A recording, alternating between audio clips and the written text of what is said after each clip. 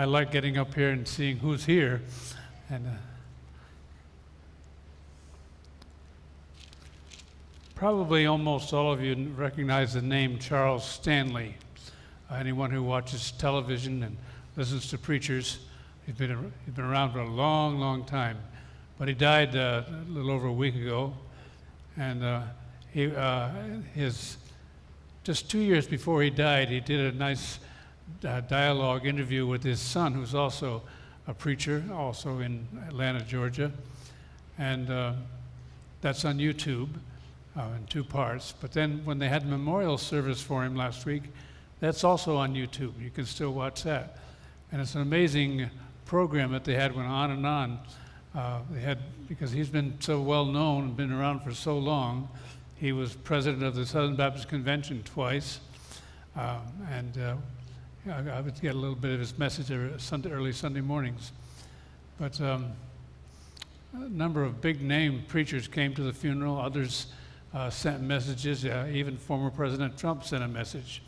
And the pastor of the Brooklyn Tabernacle sent one, and others were there personally, and including Franklin Graham. But one of those who was there was a man named David Jeremiah, and you may be familiar with his name. I've mentioned him before. About 10 years ago, when I turned 80, my son Tim, who at that time was a pastor in Oregon, gave me this Jeremiah study Bible. And so I've been an admirer for a long time. I've been reading the Bible through for the second time, using this version, and reading all of his study notes along the way. So I was pleased to see what he looked like and hear him at this program last week. But one of the things he told us, it was quite interesting. It was because it was about praising God and praising God for Charles Stanley's ministry, but also little short stories about how they knew each other and the things they did and some of their foibles. And David Jeremiah is pastor of a big church just outside of San Diego. And he said, I get teased in church because I wear a tie. Nobody else in California wears a necktie, apparently. So I said, I identify with that. So I've got David Jeremiah encouraged me to wear this tie this morning. This particular one was given to me by our daughter and son-in-law when they were in Japan. It's a real authentic Japanese tie. I want to talk this morning about Hagar. Do you know Hagar? Not Hagar the horrible in the funny papers, but Hagar, the mother of traditionally she's considered the mother of the Arab people because she was the mother of Ishmael. And the story goes like this. I won't try to read it all, but if you want to read it, it's in Genesis 16 and 21, Hagar's story. As you know, Abraham was promised by God, starting with Genesis 12, that he would be the father of a great nation. And he was. He is the father of all Israel, all people of Israel. But Abraham was getting old, and so was Sarah. Getting old. They were older than I am. So, and they didn't have any children. Where were they going to get an heir if they had no children? So Sarah was pretty frustrated, as folks who want to have babies and can't have them. It's a terrible burden, it's a struggle for them. In other countries, it's even worse. In the Congo, if a couple didn't have any babies, that was grounds for divorce. That they kind of blamed the mother, I think. But I knew one young man who went out and had an affair with somebody else just to prove it wasn't his fault that his wife didn't have babies. I don't recommend that. But in this case, Sarah said, I've got to have a baby. So she told Abraham, you take Hagar, she's kind of a slave out of Egypt, her handmaiden, and you have a relationship with her and produce me a child. And this is not unheard of either. It happened later for the sons of Isaac, Jacob and Esau. For Jacob's wives. When they couldn't produce babies anymore, they gave their handmaidens to Jacob to produce more. That's how they got all those 12 sons and 12 tribes. But Sarah, it doesn't say so. A lot of things not said there, but you kind of have to read between the lines. Hagar was a servant, just a servant, and Sarah was using her to produce a baby. But Hagar was more than a servant. She was a woman. And when she got pregnant, that was a big event for her. And I suspect that Sarah was pretty jealous. Here she was, 80 years old, no children. This young maid right away, she's got a baby coming. And she was extremely unhappy. She felt like Sarah felt like Hagar was not respecting her. And she told Abraham, I'm not going to have her around anymore. She's not respecting me. Get rid of her. And Abraham did as his wife told him and sent her away. And then she went off into the wilderness, and God spoke to her. God sent a message to her. And she was astonished because here she was, a nothing, just a servant out of Egypt, foreigner in the land there. And here God spoke to her. God saw her plight. And she even named the place El Roi, meaning God hears, God sees. God sees. She was seen by God. And God told her, you'll be the mother of a great nation. You just go back and to Abraham, and things will work out, I guess. So she went back. But then she did have a baby. The baby was named Ishmael. And God said, no, it's not Ishmael that's going to carry you. So finally, an amazing thing happened that in that old lady, she had a baby. Sarah did. And they named him Isaac. And when she had her baby, and Sarah was in the same household, was Hagar with her baby, a little older. And Abraham was, of course, the father of both of them. He loved them both. And when Sarah felt like, well, two things. She felt like Ishmael was making fun of her baby. And secondly, she worried about the heritage because Ishmael was the firstborn. He was older.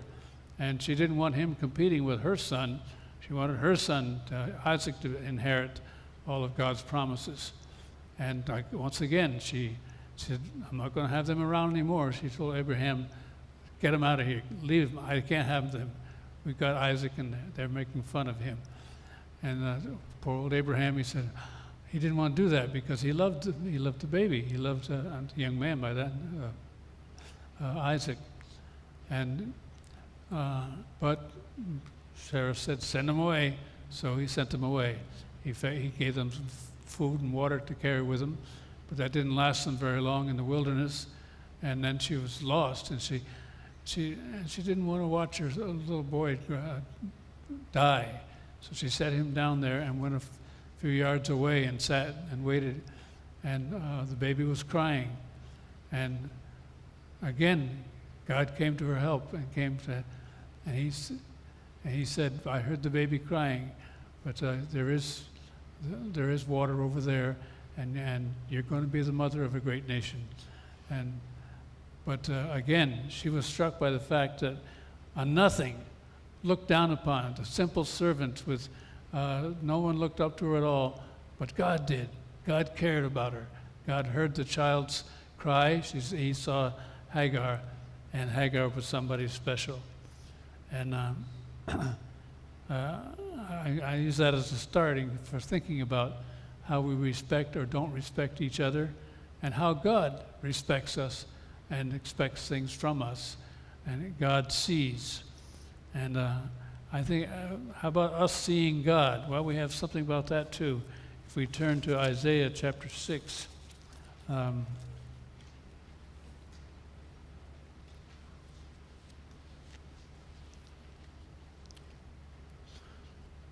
This is Isaiah's call to be a prophet, Isaiah chapter 6, verse 1. In the year that King Uzziah died, I saw the Lord sitting on a throne. I saw the Lord. We just got through with Hagar, who God saw her. Now, Isaiah sees God.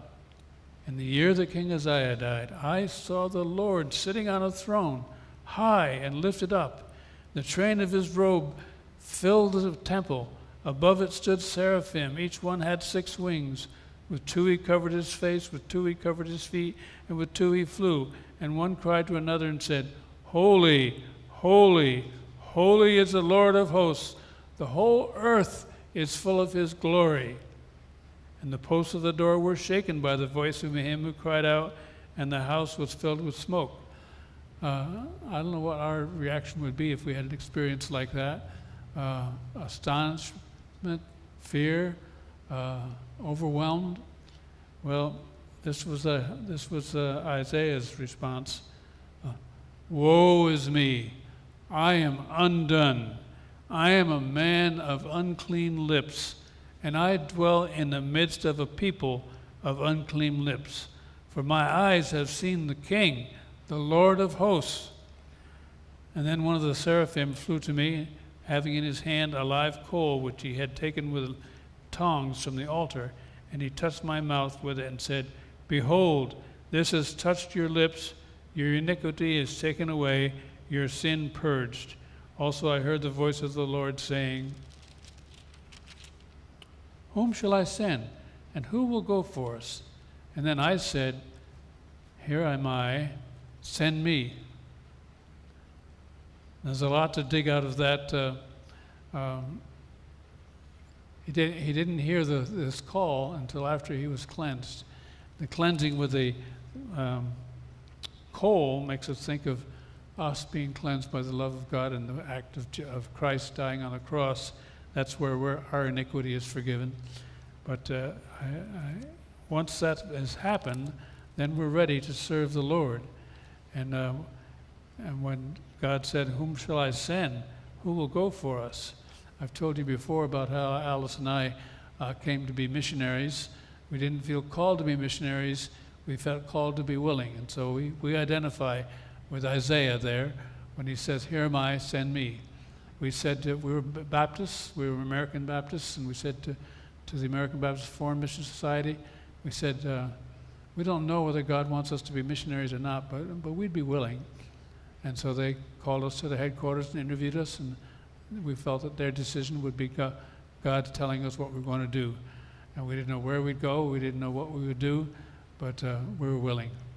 And I was all of 26, I think, at the time, and Alice was 25, and we had 2 little kids. We had no idea about our future, no idea even where we would go at first. But we said, Here am I, here are we, here we are, send us. Now, our second son, Jonathan, is a missionary now in Niger. And as a young couple, he and his wife came out to Congo to help us out. She to teach missionary children, and he to help our builder to build hospital buildings and other buildings. And they served in the Congo with our mission for 6 years. But when they, after 6 years, the mission headquarters said, well, you don't have a college education, we can't continue with you as a missionary. And it was different from them. When we said, if the mission turned us down, we'll say that's a no and we'll go do something else. But what John and Bonnie said, we're called to be missionaries. And so they applied with the SIM, and since 1994, they've been missionaries in Niger in their last term now there. Wonderful career as missionary builders. I'll refer to them again. But God calls us each in a different way, calls us to do different kinds of jobs. But God, the point of here is that not only does God see us, but we can see God. And that's what we're getting at here, is that the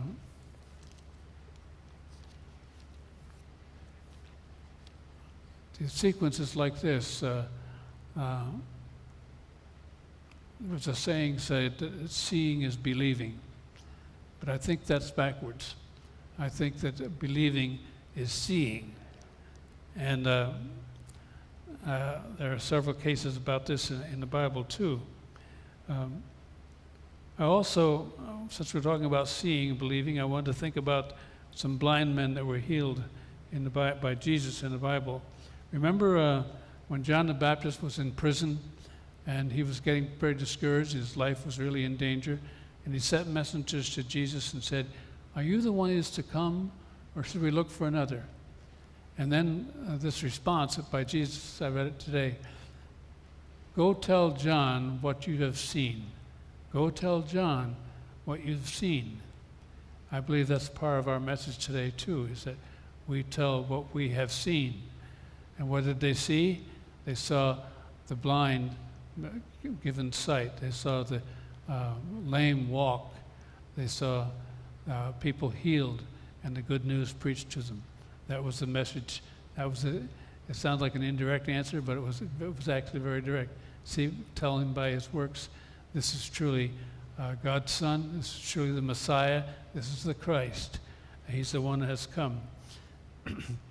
I wanted to talk briefly about 3 blind men that Jesus did heal, just the particular cases. Each one's a little different, and in each case, they were kind of looked down upon by others, but not by Jesus. And I think that, again, that's a real lesson for us and how we behave from day to day. It's awfully easy to slip into a thing and say, look down on the homeless, look down on people in prison, look down on people standing out there at the corner asking for money for gas. So easy to look down on one another, be critical. But that's not the way God looks at folk, and that's the little lesson I wanted to do. First one is in Mark chapter 8, where the blind man wanted to see, and Jesus spit on some dirt and made some mud, put it on his eyes, and he said, well, how's that? And the man said, well, I can see, but not, I see men as like trees walking. And he didn't really see folks the way they are. And so Jesus repeated it, and this time he's okay, he was healed. But just seeing men as trees walking says something about how we see one another. Do we really see one another? Do we see God's child in the people around us? The lovable and the unlovable, the old and the young, the rich and the poor. All kinds of ways we described each other, but God sees them differently, that see the whole person. And the second case was in chapter Luke, that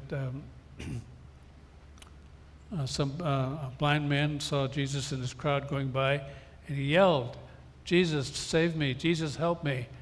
And so what did the people around him say? Hush up, you're in the way, you're making noise, be quiet. And it's kind of like the story about children wanting to come see Jesus. And they said, no, he's too busy now, he hasn't got time for you kids. But Jesus said, no, suffer the little children to come unto me, because of such are the kingdom of heaven. And you folks who work in the Awana and with the youth, and you understand that sometimes the faith of these kids is stronger than ours. And Jesus always has time for the children. So when Jesus told them, no, don't yell at him, let him come see me. And so he did, and he healed him. But you see the difference there. You're annoying us, stop yelling. You need me, here I am. What a contrast between our attitude and the Lord's attitude. The third case is a much longer one. It's the whole chapter 9 of the Gospel of John. And I have to tell you, I like talking about my children. As you can tell, we have 4, and we're proud and love them all. And I always remind people that we can't really take credit of them turning out so well, because they spent their many years of their childhood in American school in Kinshasa and at a Baptist hostel. And those missionaries that looked after them did a good job, and they turned out well. But our eldest son, Bill, he comes here about once a year. He's a pastor in North Carolina. And he, unlike me, he writes his sermons all out, word for word. So if I say, I liked your sermon, send me a copy, he just goes on his computer, and I've got it, and there it is. So I have one of his sermons with me today. He spoke on this passage in John chapter 9. And I'll be quoting it pretty soon. But this is, as I said, unlike the others, it's the whole chapter. And first of all, I'm going to read part of it. I won't read the whole 41 verses. A man born blind receives his sight. As Jesus passed by, he saw a man who was blind from birth. And his disciples asked him, Rabbi, who sinned, this man or his parents, that he was born blind. If something bad happened to you, it must be because you caused it, or your parents caused it. You can't believe it. Some other reason why. And so you remember that was Job's friend's problem. They didn't understand how Job could possibly be a good man if he was suffering like that. He must have some terrible hidden sins. But what fascinates me here is that they weren't talking about healing him or feeling sorry for him. There was kind of like they looked at this as an opportunity for a theological question, something to discuss. So who caused this man to be blind? What do you think? And it's possible, I've always wondered about that. If he was born blind, when did he sin to cause himself to be blind? Is that prenatal something or other, while he was in his mother's womb? Or is his parents being punished for something they did?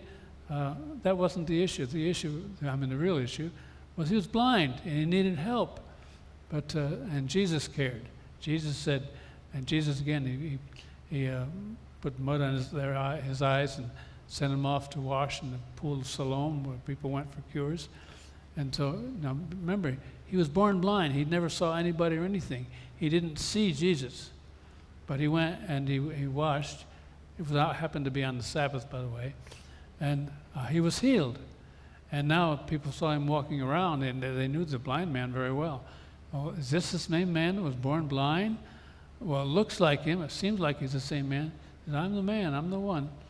And how did you get your sight? Well, I met this fellow that put stuff on my face and sent me there to wash them, and I came out seeing. Well, he couldn't have been a good man because he did it on the Sabbath. You're not allowed to heal people on the Sabbath. They had quite a discussion. They went to his parents and said, was he really born blind? And his parents, if you admitted you were following Jesus, you'd get thrown out of the synagogue. So his parents didn't want that to happen to them. They said, he's of age, just ask him. So they went back to him again, and they said, are you sure this guy really did this? And he said, well, yeah. Why do you keep asking me? I already told you. Do you want to become his follower too? Rather insulting to the church leaders, but that's what he did. It's almost like he was mocking them. He said, you're just a sinner from somewhere, and we're the authorities here, and you can't do things like that.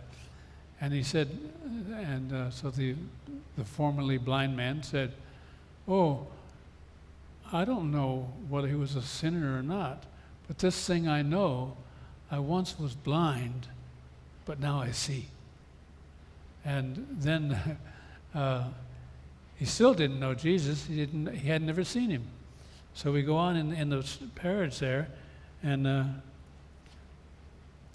the leaders said, give God the glory. We know this man's a sinner. And he said, whether he's a sinner or not, I don't know. One thing I know, though I was blind, now I see. Then they said to him again, what did he do to you? How did he open your eyes? And he answered them, I told you already, and you did not listen. Why do you want to hear it again? Do you also want to become his disciples? That was an insulting question. And they reviled him and said, you are his disciple, but we are Moses' disciples.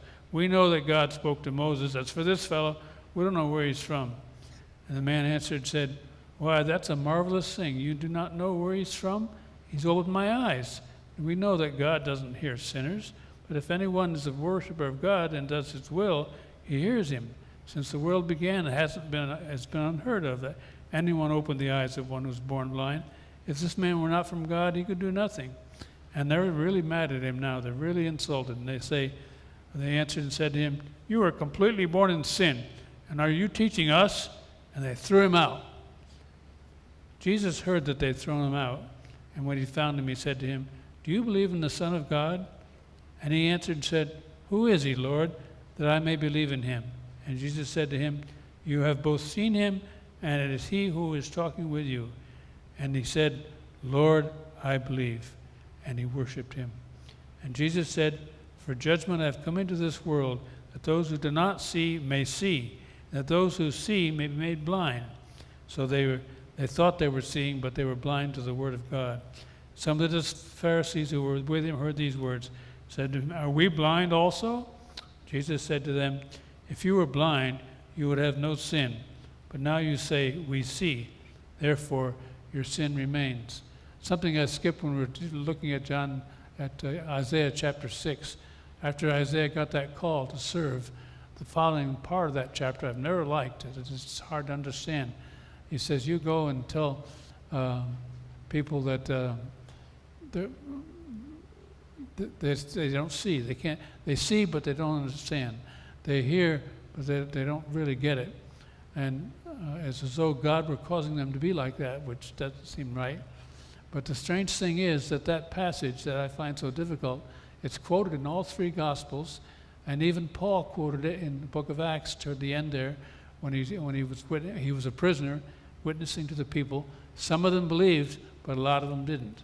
And like the world today, like it is now, that seeing and not seeing, and it depends on how we approach the things.